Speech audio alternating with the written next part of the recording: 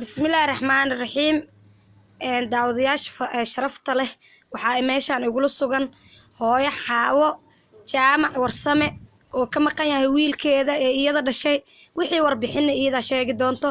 ku soo dhawaa hooyo xaawo wiilkaadana ka waran sidoo kaaga maqan yahay markii kugu wardambeysay محضر وأنا السلام عليكم وعليكم السلام وحن روا أنا حاول جامع والسماء على كسوان وحن كمان ويل أنا علي أيون صبر أنا أوعي أيا قالوا مي أفر بلاد قالوا مي وحن قعد سنة يا أنت أرجس يا أم غاشس أرجتي أم مقشي ويلكس أنا وما هذا ليرا أنا علي ويقالوا مي هذه السنة تبر وأوعي حتى وحنا مقالة أنا برشة ومركي ورد بيدي على مالها سلك شيء عندها ولينا ما أنا أرجن وحن ربا وحن قعد سنة يا سومالي جوكتا مال والبا ويلكاس إلا أنت أركتا أما مقشة يقصوا أهدو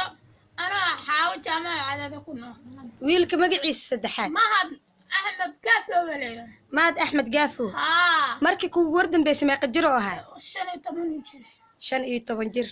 ummadda Soomaaliyeed waxaan ka codsanayaa inay barnaamijkan sii share gareeyaan hooyadan Soomaaliyeed waa hooyo dhiban oo wiilkeeda ka maqan yahay muddo aad u badan qofkii oo muuqaalkan soo gaaro waxaan ka codsanayaa inuu sii share gareeyo maxay ahayd waa dareemi kartiin hooyo daah oo haddana xanuunsan halkeeda wiilka maqan yahay waxay dareemi karto marka ummadda Soomaaliyeed waxaan ka codsanayaa inay sii share gareeyaan waa hooyo xaawo jaamac waxay u baahan tahay wiilkeedii ummadda Soomaaliyeed sii share gareey wiilkaas magaciisa waa mahad axmed gaafo markii ugu wardambeysay oo ka dhumay muqdisho jooga haddana meel uu ku sugan yahay ma taqaano dhowr iyo 20 sano oo maqan yahay marka idinkan Allah ni barakeeyo sii share gareey barnaamijka waa maadsanta